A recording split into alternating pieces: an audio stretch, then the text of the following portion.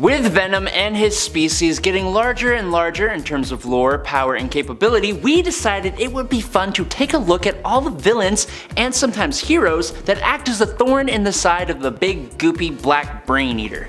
I'm Adam with Top 10 Nerd, and this is the top 10 most powerful Venom villains. Number 10, Sin Eater. Okay, he's not really that powerful, but he is an important part of developing the backstory of Eddie Brock that led him to be joined with his faithful symbiote. Stanley Carter was an agent of S.H.I.E.L.D. working in research and development when he was injected with experimental drugs to increase his strength and endurance. The downside is they also made Carter turn violent.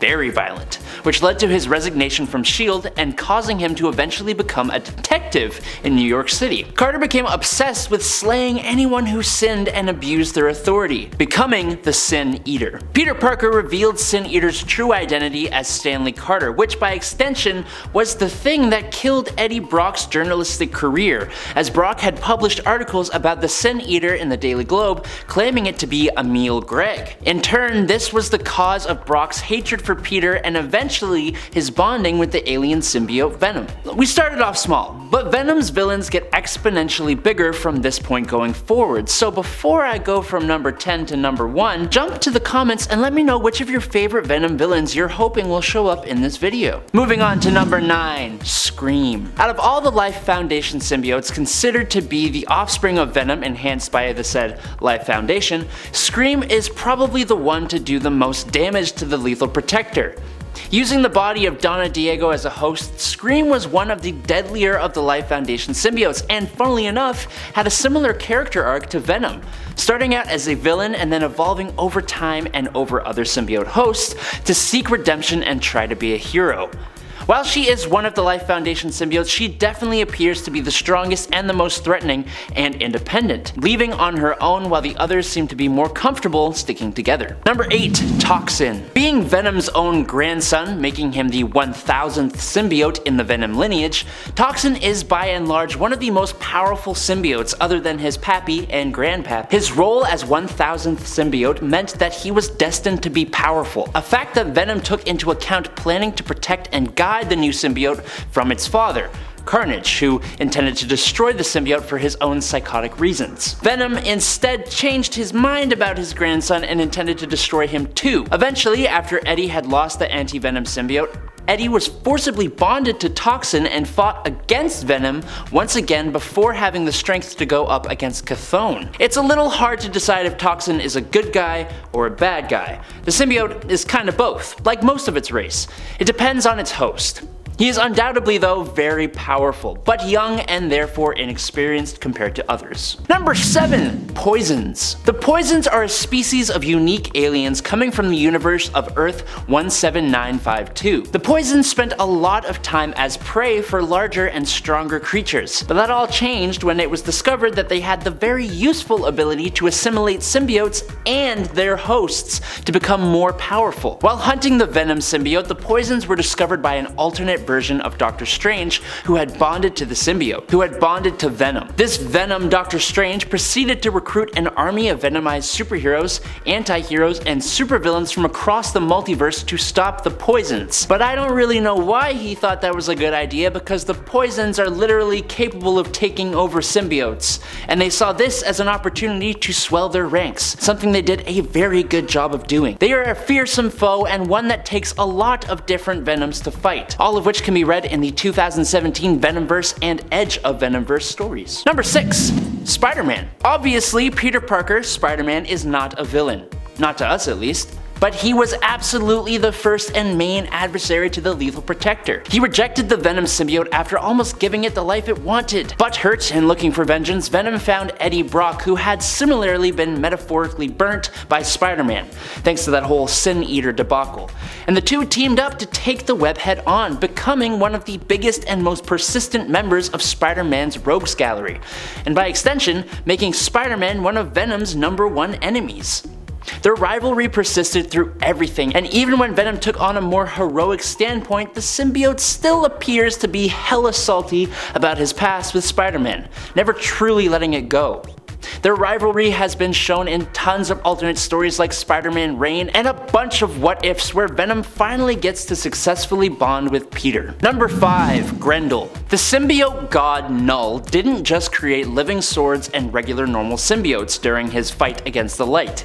No, that insane dark god also created symbiote dragons, and it's about as terrifying and, admittedly, pretty awesome as it sounds. Powerful enough to kill most gods, these dragons, the main one named Grendel, were used as everything from mounts to weapons of mass destruction capable of annihilating entire civilizations. The living abyss they were made up of could also be used to smother entire planets or infect gods and mortals with parasitic symbiote offshoots, turning them, in turn, into soldiers for Knull's army. Grendel, who attacked the 6th century Danes and was defeated by Thor and was in turn frozen in ice, and most of the other symbiote dragons like the Red Dragon, who was called Grendel's mother, who was also defeated by Thor, destabilized and dispersed into individual symbiotes, which sought out hosts and eventually rebelled against Knull and imprisoned him in the heart of the symbiote homeworld, which they renamed Clintar, which is the symbiote's word for cage. Number 4. Carnage. The red symbiotes always seem to be the worst of the worst, and the one that would be born from Venom himself seems to be the worst of the worst of the worst. When Eddie Brock was briefly detached from the Venom symbiote, he was imprisoned, and his cellmate was none other than Cletus Cassidy,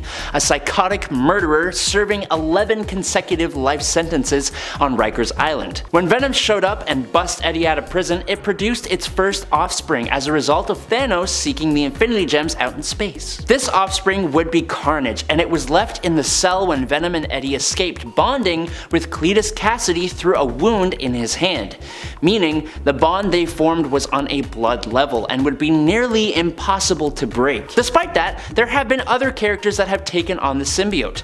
Norman Osborn was a notable one when he became the Red Goblin and was absolutely terrifying. And then I would be silly to not mention that the Grendel dragon that we just talked about had part of itself merge with Carnage to create an incredibly terrifying version of the symbiote known as Dark Carnage that absolutely put up a hell of a fight against Venom and others. Number 3. Bedlam. Bedlam is big, angry, red, and seems to enjoy a good fight.